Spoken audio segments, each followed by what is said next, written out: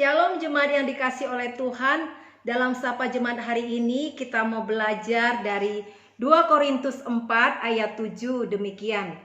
Tetapi harta ini kami punyai dalam bejana tanah liat, supaya nyata bahwa kekuatan yang melimpah-limpah itu berasal dari Allah, bukan dari diri kami. Amin, puji Tuhan. Kata bejana tanah liat di sini adalah tubuh fana kita yang berasal dari tanah liat, atau dalam kisah penciptaan di Kejadian 2 ditulis debu tanah. Kemudian ada kata harta ini kami punyai. Dalam 1 Petrus 1 ayat 4 menjelaskan bahwa kita menerima suatu bagian yang tidak dapat binasa, yang tidak dapat cemar, dan yang tidak dapat layu, yang tersimpan di sorga. Inilah harta yang kita punyai. Harta yang bersifat kekal, bukan materi yang ada di dunia ini. Apakah harta kekal yang kita punyai itu? Ialah Roh Tuhan, Roh Kudus, Allah itu sendiri. Puji Tuhan, meskipun kita adalah bejana tanah liat atau debu tanah, tetapi Allah menaruh harta yang kekal itu di dalam diri kita orang-orang percaya. Orang-orang yang mau bekerja melayani bagi kepentingan Tuhan. Jemaat yang dikasihi oleh Tuhan, harta yang tersimpan di sorga itu sekarang pun sudah dapat kita nikmati sejak Roh Kudus berdiam di dalam diri kita.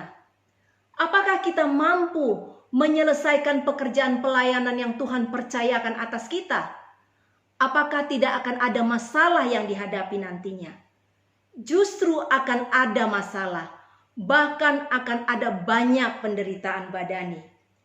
Seperti yang dialami oleh Rasul Paulus pada ayat selanjutnya dikatakan, dalam segala hal kami ditindas, namun tidak terjepit. Kami habis akal, namun tidak putus asa. Kami dianiaya, namun tidak ditinggalkan sendirian. Kami dihempaskan, namun tidak binasa. Tetapi karena ada harta kekal yang kita punyai di dalam diri kita, maka dari harta yang Allah berikan itulah keluar kekuatan yang melimpah-limpah, bukan dari diri kita sendiri.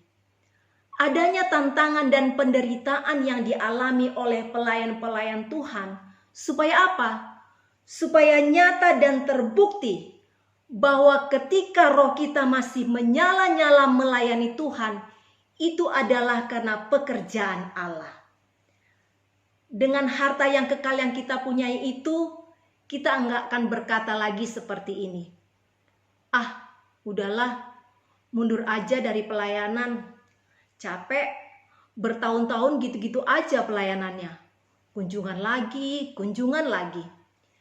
Di ayat-ayat sebelumnya menjelaskan bahwa oleh kekuatan dan kemurahan Allah, kita sanggup menjadi pelayan-pelayan dari suatu perjanjian yang baru. Kita diberi pelayanan roh, pelayanan yang memimpin kepada pembenaran. Jemaat yang dikasihi oleh Tuhan Yesus, pada Mazmur 16 ayat 5 ditulis demikian. Ya Tuhan, Engkaulah bagian warisanku dan pialaku.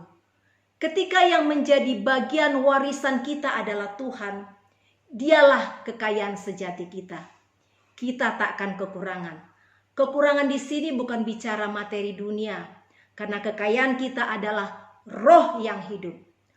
Oleh pertolongan Tuhan, kita dapat menyelesaikan perlombaan yang diwajibkan bagi kita untuk kita memperoleh piala kemenangan dari Tuhan. Mari, jemaat yang dikasihi oleh Tuhan Yesus Kristus, teruslah kita giat bekerja bagi Tuhan. Ada kemuliaan kekal yang Tuhan sediakan bagi kita. Roh Kristus menolong kita untuk menyelesaikan pekerjaan pelayanannya dengan sempurna. Nama Kristus Yesus Tuhan yang disebarluaskan dan dipermuliakan oleh pelayanan kita semuanya. Amin. Terima kasih. Tuhan memberkati kita. Haleluya.